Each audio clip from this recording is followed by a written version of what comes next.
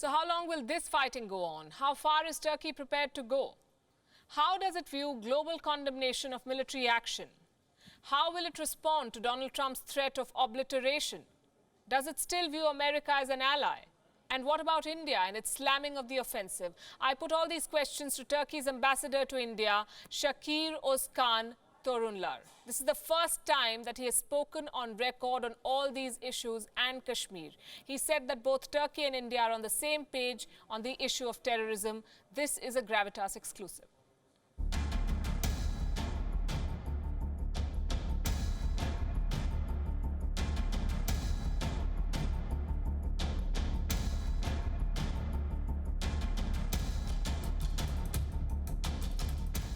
Hello and welcome to the interview. As the world tracks what is happening in the West Asian region with the Turkish offensive in Syria, with me on Wion is the Turkish ambassador to India, Shakir Özkan Torunlar. Good afternoon, sir. Welcome to Wion. Thank you very much. How do you assess the situation in Syria right now? Well, so far it's going well. I mean, the operation Peace Spring is going well. Of course, Syria, for the past 8 years, they fell into a trap of civil war. Millions fled their homes, villages, their own motherland. I mean, 12 million Syrians are living out of their country now.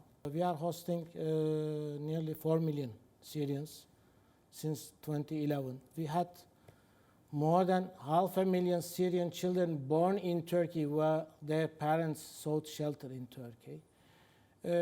Of course, the terrorist organizations found a fertile ground for themselves. And for the past 5 years, the terrorism has risen, both within Syria and from Syria to its neighbors. Just playing the devil's advocate, you're talking about the Syrians who have been left homeless. 20% of Turkish population is Kurdish. Yes. And they have still not been recognized as a minority. They're the fourth largest ethnic group in West Asia. And to go after an entire people because some of them are perceived to be terrorist elements,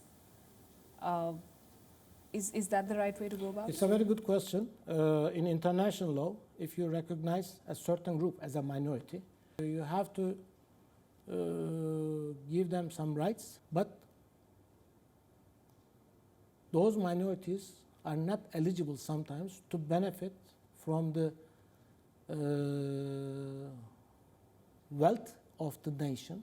So our people who are of Kurdish origin can benefit of the same rights as I do have, or all the rest of the nation has. We have minorities in Turkey since the foundation of the republic, but the Kurds do not ask for a minority right in Turkey. But in Syria, which you quoted just a few minutes ago, the words of the ambassador of the regime, their fathers, grandfathers were not given an ID card. Those Kurds in Syria couldn't send their children to school because there was no registration. The children didn't have any ID cards. Correct me if I'm wrong. You know about Turkey, of course, better than most others. But the Turkish regime for years did not recognize, call the Kurds the Kurds. They were called Mountain Turks. It was a mistake. It was a mistake? It was a mistake. And the current government, who is in power for the past 18 years, they admitted that it was a mistake, big mistake, done in the past. But now the Kurds, equal citizens of Turkey, with all the rights I have, or my other friends, family members, they do have in Turkey. I mean, they are eligible to be elected up to the post of president. They have members of parliament in our assembly. They have their own political party. But some of the Kurds, unfortunately, they don't opt for a party who, in quotation, claims that talks on the rights of the Kurds of Turkey, but they opt to run in the politics with other parties, political parties of Turkey. If I may go back to the operation. Right. There is no need to worry because of the operation, because operations scale is limited. It is announced from the day one. Because we need a safe zone of safety, zone of security, just from the other side of the border for the national security of our country.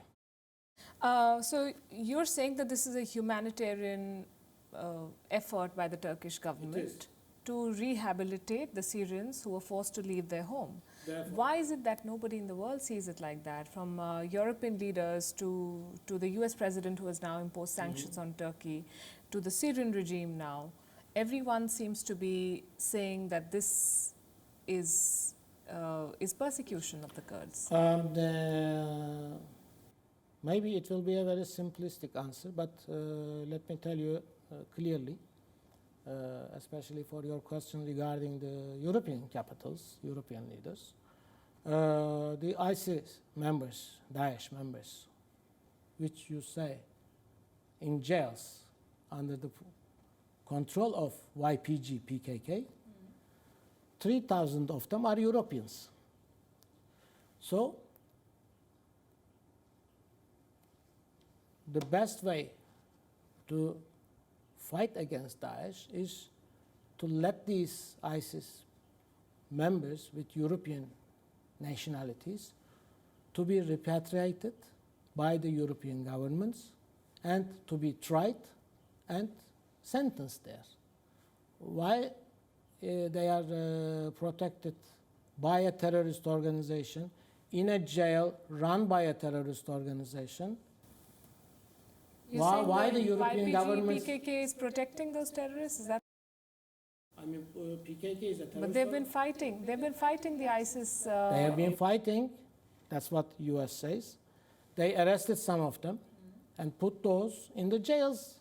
So you're saying you will send them back to Europe? In coordination with European governments. But they've already left jails, according to reports.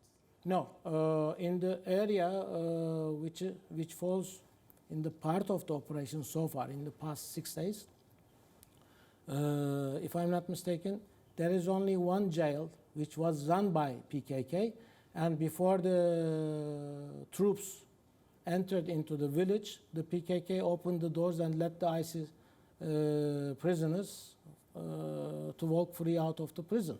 But according to reports, there are more than 10 jails beyond this 30-kilometer stretch, still under the PKK control. I hope PKK will not allow them. Yes. Which is not a target of Turkish operation, that part of Syria. I'm sure you followed the Indian government's reaction and response to your operation. How do you respond to that? Well, every government is free to make a statement, press release by the foreign ministry at any level. If there is an issue around the world, a global issue, from time to time, Turkish government makes statements, the Turkish foreign ministry, for the developments in the other parts of the world. So I'm not in a position to comment on what India said or Indian Foreign Office released about this operation. 2 years ago in an interview to us, to Wion, you had said that Turkish President Erdogan and Indian Prime Minister Modi are on the same page when it comes to fighting terrorism. Is that still the case? Still the same. They are not on the same page, on the same line. Turkish nation and Indian nations are on the same line. Turkish governments, Indian governments are on the same line in countering terrorism. There is no doubt on it. And Nothing has changed. Nothing has changed because both of our nations were victimized for the past 40 years of terrorism. And we shouldn't suffer anymore. Indeed, they shouldn't. And yet the stand taken by the Turkish government and the Turkish leader on Kashmir has not gone unnoticed here in India. How do you hope to work with the Indian government and continue to say that we are on the same line on terrorism while taking such a position?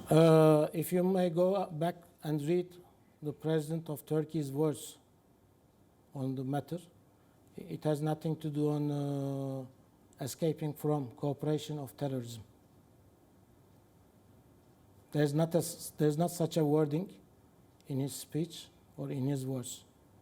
We are not escaping or fighting against terrorism. We are not escaping from collaborating with our Indian friends of fighting against terrorism.